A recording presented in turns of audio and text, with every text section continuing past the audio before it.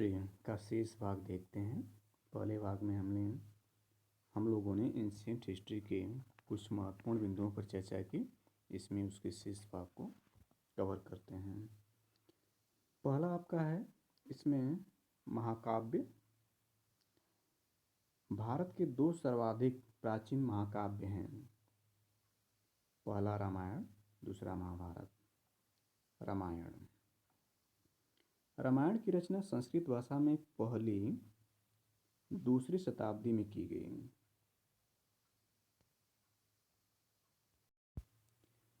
आरंभ में इसमें 6000 श्लोक थे, जो कालांतर में 12000 तथा फिर 24000 हो गए।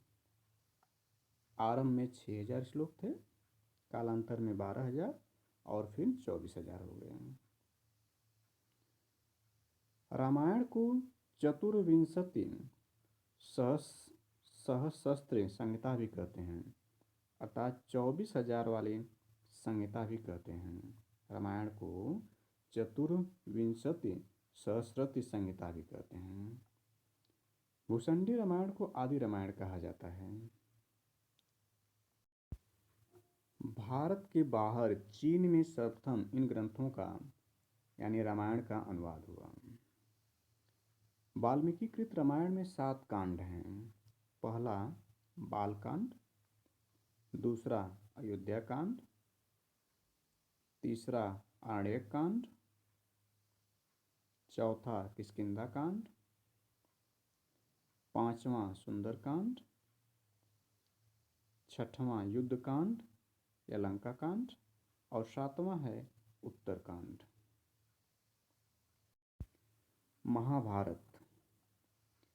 महाभारत महाकाव्य रामायण से बड़ा है। महाभारत के रचयिता महर्षि व्यास माने जाते हैं।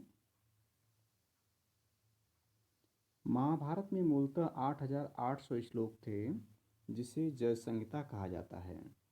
तत्पश्चात श्लोकों की संख्या 24000 हो गई और इसे भारत कहा गया। पुनः इसके 1 लाख श्लोक हो गए, जिसे महाभारत या सप्तसहस्त्रति संहिता कहा गया। महाभारत का सर्वप्रथम उल्लेख आश्वलायन गृहसूत्र में मिलता है।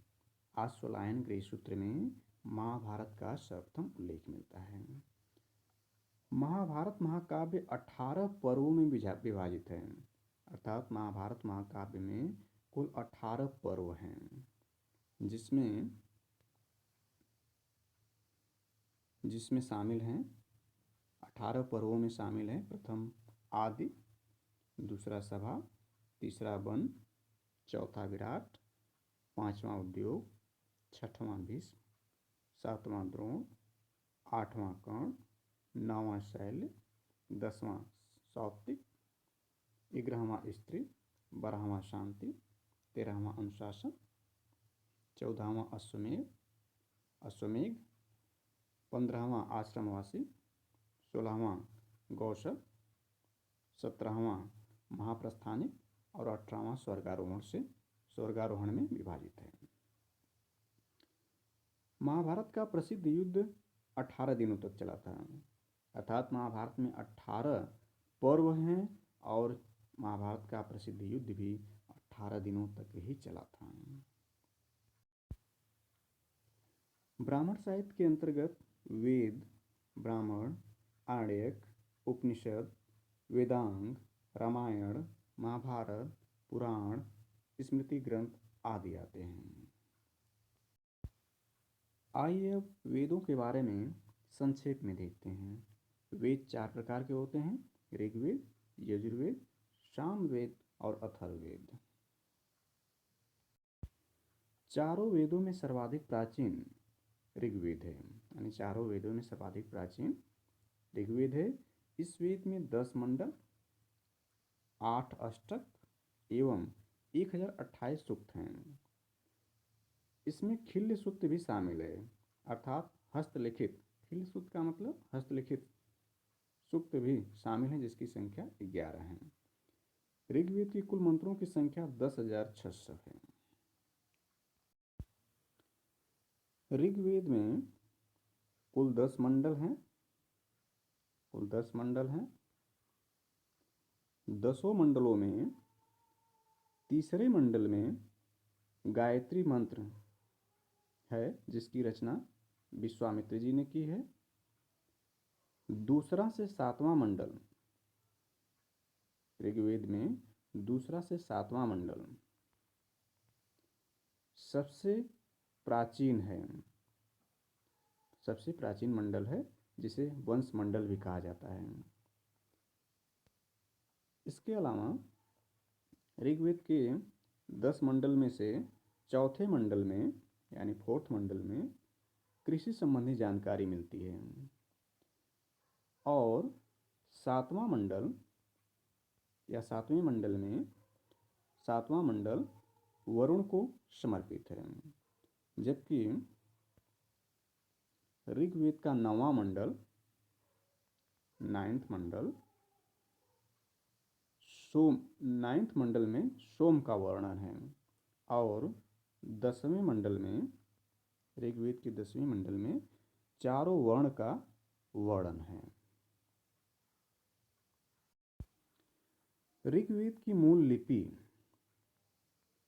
लिपि जो है वह ब्राह्मी लिपि है, और ऋग्वेद का उपवेद आयुर्वेद है, और ऋग्वेद के मंत्रों को उच्चारण करने वाले को होता कहा जाता है। इसके 2 ब्राह्मण ग्रंथ हैं, ऐत्रेय और कौशिकी। ऐत्रेय में जनपद एवं राजसू यज्ञ का वर्णन मिलता है। इसके अलावा ऋग्वेद के 7वें मंडल में, 7वां मंडल में भरतवंश और 10 राजाओं के बीच दशारण्य का युद्ध हुआ, पुरुषणी या रावी नदी के तट पर, जिसमें आर्यों के राजा सुदास थे और अनार्यों के राजा भेद थे। आइए अब यजुर्वेद के बारे में देखते हैं। यजुर्वेद, यजुष का शाब्दिक अर्थ है यज्ञ। यजुर्वेद 2 भागों में विभक्त है, कृष्ण यजुर्वेद और शुक्ल यजुर्वेद।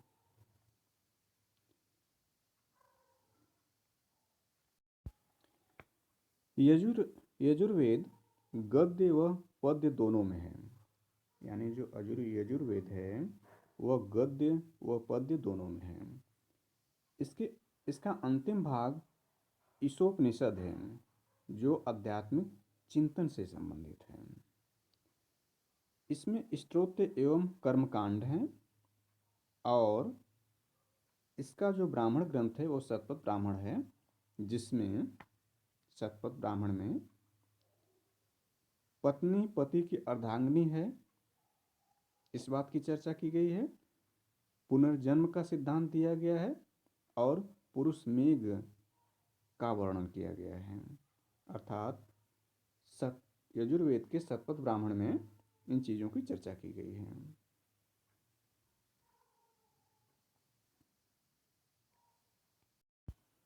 सामवेद, अगला वेद देखते हैं, तीसरा वेद सामवेद। सामवेद का शाब्दिक अर्थ है गान या गायन। सामवेद की कुल 1549 ऋचाओं में से 75 को छोड़कर शेष ऋग्वेद से ली गई हैं। यज्ञों के अवसर पर गाए जाने वाले मंत्रों का संग्रह सामवेद में है। मंत्रों को गाने वाले को उद्गाता कहा जाता था, अर्थात इसके धार्मिक पुरोहित को उद्गाता कहा जाता था। इसकी 3 शाखाएं थी, कौमुदी, राणायनीय और जैमिनीय, 3 शाखाएं थीं। और अंतिम वेद है अथर्ववेद। अथर्ववेद अथर्वा ऋषि द्वारा इस वेद की रचना की गई। इस वेद के दूसरे दृष्टांगरिष ऋषि थे। इस वेद के दूसरे दृष्टा आंग्रिश ऋषि थे। अथर्ववेद को अथर्वांग्रिश वेद भी कहा जाता है। इसमें 20 मंडल, 731 सूक्त, 5839 मंत्रों वाले इस वेद के मुख्य विषय थे।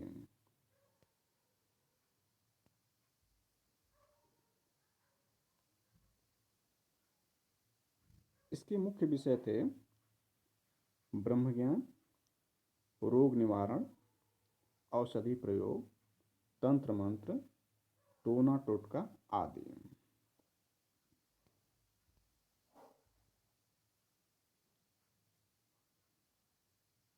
अथर्ववेद की शौनक तथा पिपलालाद इस वेद की दो शाखाएं हैं। अथर्ववेद मनुष्य के विचारों, विश्वासों तथा अंधविश्वासों का विवरण देता है, अर्थात अथर्ववेद में मनुष्य के विचार, विश्वास तथा अंधविश्वासों का विवरण है। इसके ब्राह्मण ग्रंथ हैं गोपत और सभा एवं समिति को प्रजापति की दो पुत्रियां कहा गया है। अथर्ववेद में सभा एवं समिति को प्रजापति की दो पुत्रियां कहा गया है। इसमें परीक्षित को मृतलोक का देवता कहा गया है अथर्ववेद में। वेद उपवेद विषय। पहला वेद ऋग्वेद, इसका उपवेद आयुर्वेद है और ये चिकित्सा से संबंधित है। यजुर्वेद, इसका उपवेद धनुर्वेद है, ये युद्ध कला से संबंधित है। सामवेद, इसका उपवेद गंधर्ववेद है, ये संगीत कला संबंधित है। अथर्ववेद, इसका उपवेद शिल्प वेद है और यह शिल्प कला और दंड नीति से संबंधित है। वेद ब्राह्मण ग्रंथ। यजुर्वेद के ब्राह्मण ग्रंथ हैं ऐतरेय एवं कौशिकी। यजुर्वेद के ब्राह्मण ग्रंथ हैं शतपथ या वाजसनेम एवं तैतरणी। और सामवेद के ब्राह्मण ग्रंथ हैं पंचविश या तांडय। और अथर्ववेद के ब्राह्मण ग्रंथ हैं गोपद ब्राह्मण। आर्यक, यह ब्राह्मणों का अंतिम भाग है जिसमें दार्शनिक एवं रहस्यात्मक विषयों का वर्णन है। उपनिषद, उपनिषद का शाब्दिक अर्थ है समीप बैठना। उपनिषद वेदों के अंतिम भाग हैं, इसलिए इन्हें वेदांत भी कहा जाता है। उपनिषदों की कुल संख्या 108 है, जिसमें 11 महत्वपूर्ण हैं। प्रमुख उपनिषद हैं ईश, कंठ, केन, मुंडक, मांडुक्य, प्रश्न, ऐतरेय, तैत्तिरीय, छांदोग्य, बृहदारण्यक, श्वेताश्वर, कौशिकी, मैत्रायणी। छांदोग्य उपनिषद जो सामवेद से संबंधित है, में तीनों आश्रम एवं श्री कृष्ण का उल्लेख मिलता है। जबकि मुंडकोपनिषद अथर्ववेद से संबंधित है, इसमें सत्यमेव जयते का वर्णन मिलता है।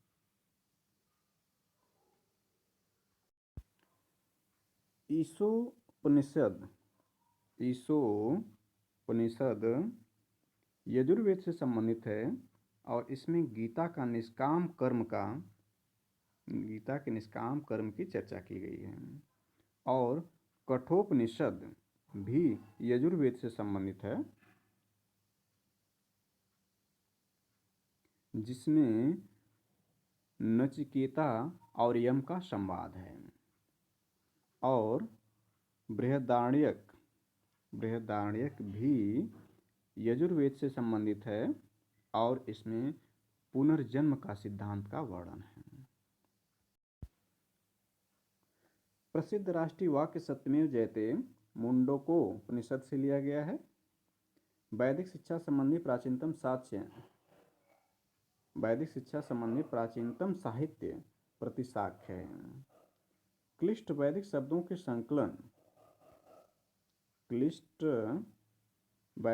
के संकलन निघष्टु की व्याख्या करने के निमित्त यास्क ने निरुक्त की रचना की। वेदांग या सूत्रों के बाद स्मृतियों का उदय हुआ। स्मृतियों को धर्मशास्त्र भी कहा जाता है। संभवतः सबसे पुरानी स्मृति मनु स्मृति है। संभवतः मनु स्मृति सबसे प्राचीन है और इसका समय 200 ईसा पूर्व से 100 ईस्वी के मध्य है।